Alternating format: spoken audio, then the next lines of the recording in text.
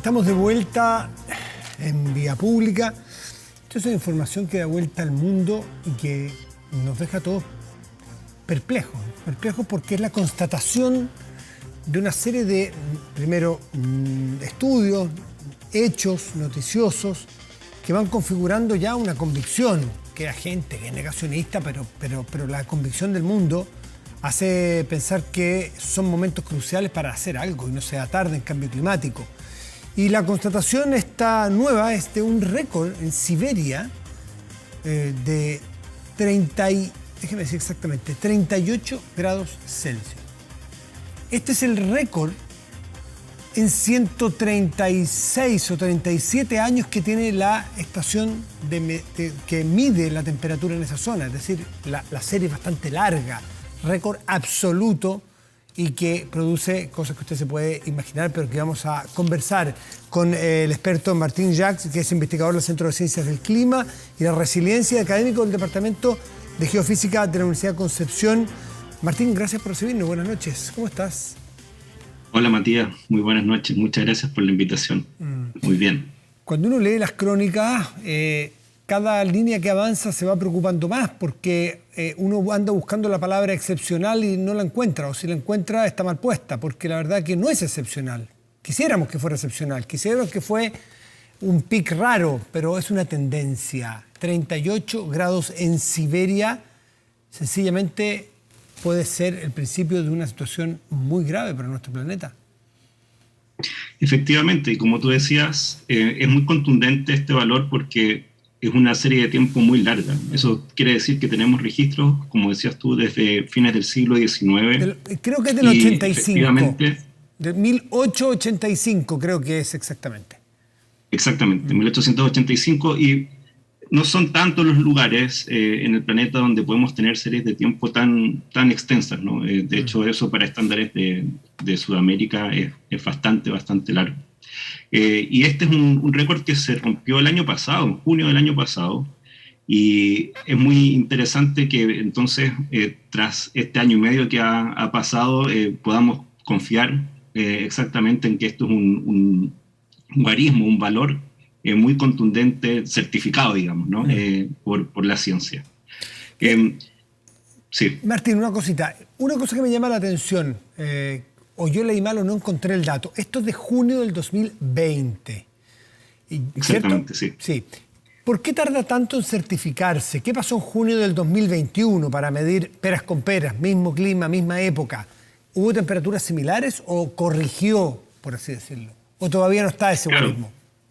Lo que sucede es que hay muchas estaciones meteorológicas que están midiendo alrededor del mundo y por lo tanto es esperable que quizás alguna estación meteorológica en un momento tenga un valor escapado. Puede ser, por ejemplo, que haya un instrumento que no esté bien calibrado, puede ser que la estación en sí no cumpla con ciertas normas de estandarización que determina la Organización Meteorológica Mundial.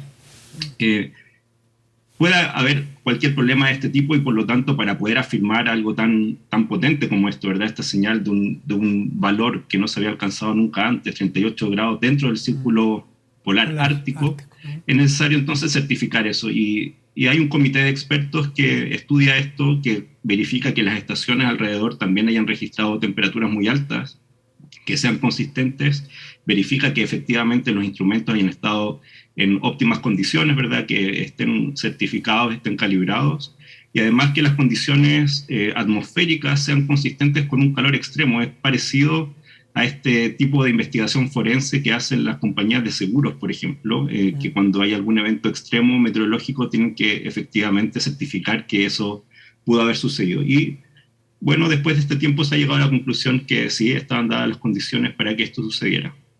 Y es muy relevante verificar esto, bueno, porque estamos dentro del círculo polar ártico, una zona, ¿verdad?, muy cerca entonces del polo norte.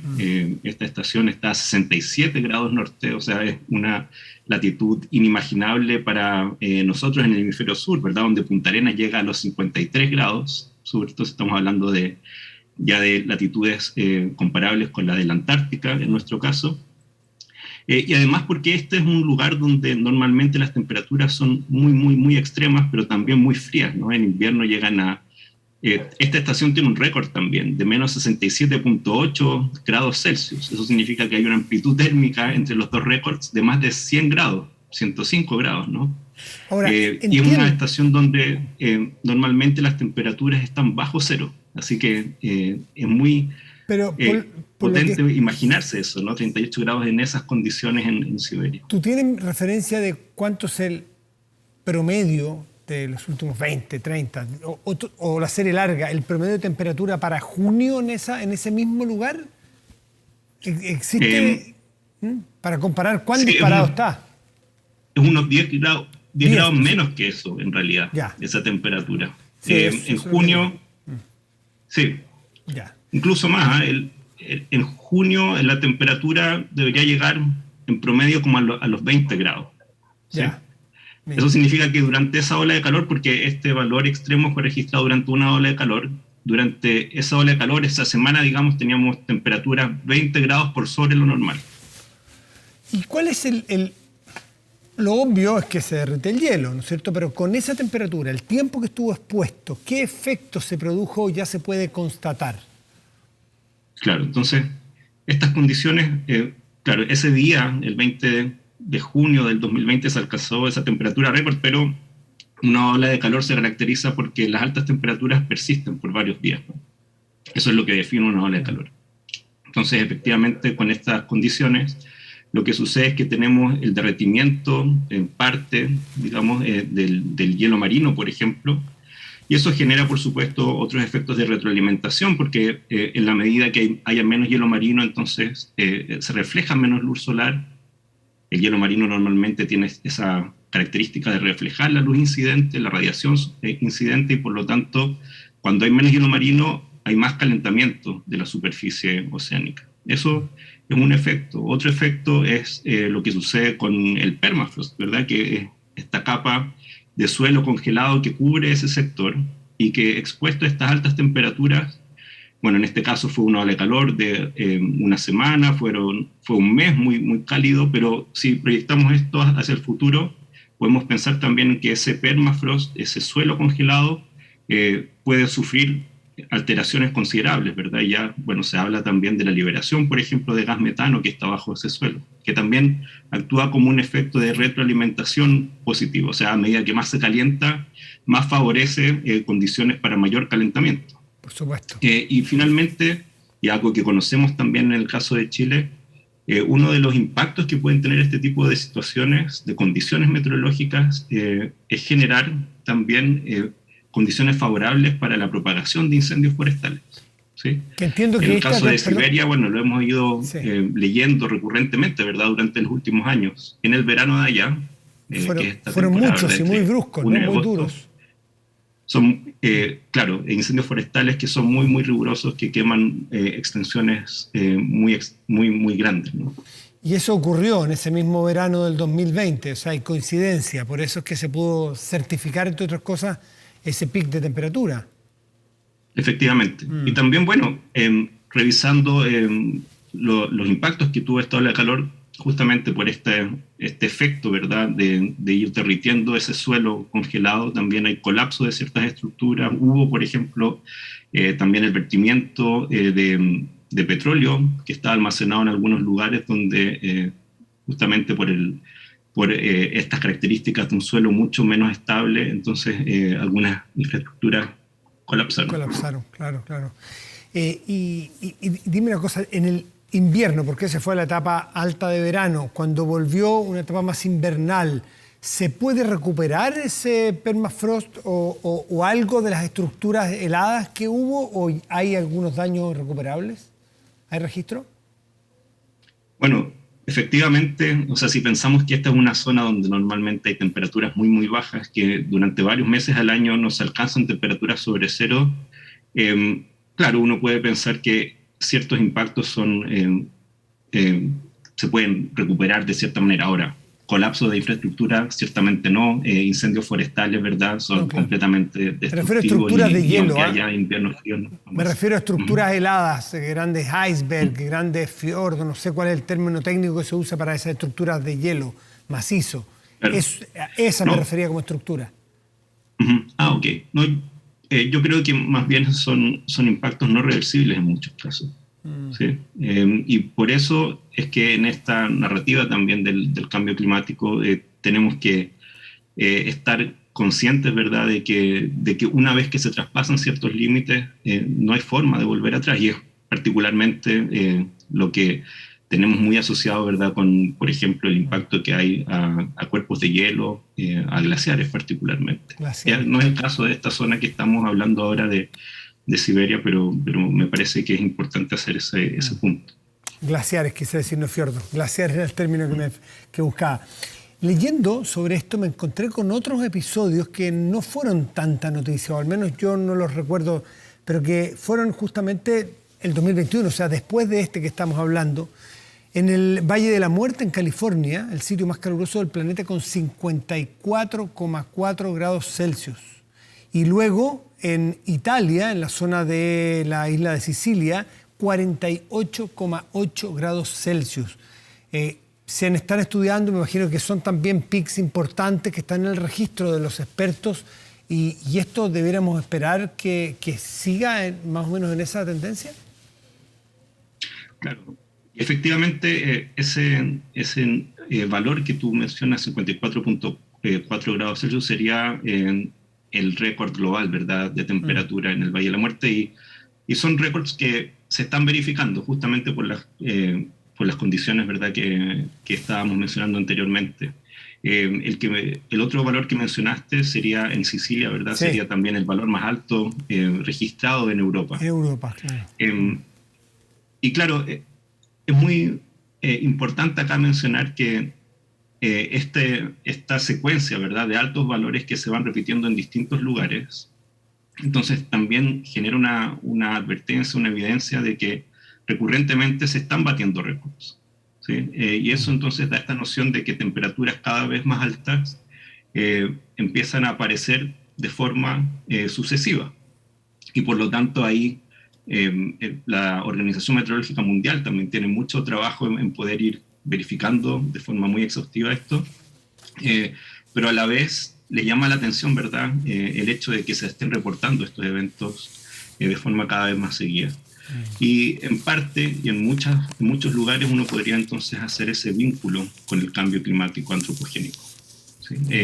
Hay ciertos eventos extremos para los cuales quizás no es tan evidente esta relación. Ahí hay que hacer un ejercicio riguroso, científico, de atribución de cuáles son las causas que generan este tipo de eventos extremos, pero justamente en aquellos lugares donde vemos que año tras año o en una secuencia de pocas décadas, por ejemplo, se empiezan a batir estos récords, entonces ciertamente ahí hay una indicación de que el cambio climático está estableciendo Perdón, este caso del Valle de la Muerte, o de Sicilia, o de Siberia en el Ártico, son parte del fenómeno global. No estamos hablando de fenómenos puntuales en esos lugares distintos. Estamos hablando de la tendencia que globalmente estamos sufriendo y del cual se está hablando en las cumbres y se está hablando en las políticas públicas mundiales. De eso estamos hablando, ¿no? Está inserto en este fenómeno. Estamos hablando, claro, de un calentamiento global que, como su nombre lo dice, está presente en todo el planeta, ¿verdad? Pero tiene manifestaciones regionales, ¿sí? Y en algunas regiones se presenta con mucho mayor énfasis que en otras, por ejemplo. ¿Por qué eso? El caso del Ártico, por ejemplo, es bien interesante porque ahí uno ve una tasa de calentamiento que duplica la tasa de calentamiento global incluso. Sí. ¿Y por qué sucede eso? Bueno, en parte por este mecanismo de retroalimentación positiva que mencionábamos antes, ¿verdad? Que en la medida que hay menos hielo marino, producto del calentamiento, entonces el balance energético que se genera en esa zona está más perturbado, ¿sí? Mientras menos hielo marino hay, entonces, por el calentamiento, entonces más energía entra al sistema en el Ártico por la radiación solar y por lo tanto más se calienta esa zona. Y eso es una amplificación ártica, ¿no? Ya, o sea, el calentamiento global es un fenómeno planetario, pero estos puntos y otros tienen tasas de aumento incluso mayores que el promedio del aumento del resto del planeta. A eso te estás refiriendo, ¿no? Pues según un informe que estuve leyendo. ¿Y hay identificados cuántos de estos puntos críticos, Siberia, Sicilia, California, En nuestro continente, ¿hay algún punto geográfico identificado que pueda presentar una crisis puntual? Bueno, o sea, si lo pensamos también recientemente en Groenlandia, por ejemplo, han aparecido este tipo de récords, ¿no? Hay lugares, por ejemplo, que por primera vez han registrado precipitación líquida, lugares donde las condiciones no permitían que hubiera lluvia como la conocemos, ¿verdad? Lluvia líquida, Claro, claro. sino que había solamente nieve, porque hacía mucho frío y por primera vez ahora se está presentando también precipitación líquida. Eso en el continente americano y da cuenta también de este tipo de situaciones. Eso nuevamente está dentro del círculo ártico en todo caso. Martín Jacks, investigador del Centro de Ciencias del Clima y la Resiliencia, académico del Departamento de Geofísica de la Universidad de Concepción. Muchísimas gracias por esta explicación, esta conversación y tratar de entender más esta preocupación que es tan dura constatarla, porque ya no son cuentos, no son documentales que uno ve en Nat Geo. Estas son noticias que ocurren todos los días y cada vez más cerca nuestro. Así que Martín, gracias pues.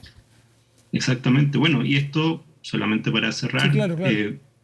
nos informa, ¿verdad?, que necesitamos una acción rápida, necesitamos una acción que sea inmediata, que necesitamos que sea ya, ¿verdad?, de forma muy decidida, que sea coordinada también globalmente, y por lo tanto, ahora no es el momento de vacilaciones, ¿verdad?, respecto a la acción climática. Y es el momento de actuar, y este mensaje debe ser también de esperanza, justamente, y no de inmovilidad, ¿verdad?, frente a esta desesperación. No bajar los brazos, hay cosas que hacer. Puede ser tarde, pero mañana es más tarde aún. Martín, muchas gracias por Exactamente. Que te vaya muy bien. Buenas noches. Chao, buenas noches. Hacemos una pausa, volvemos, espérenos.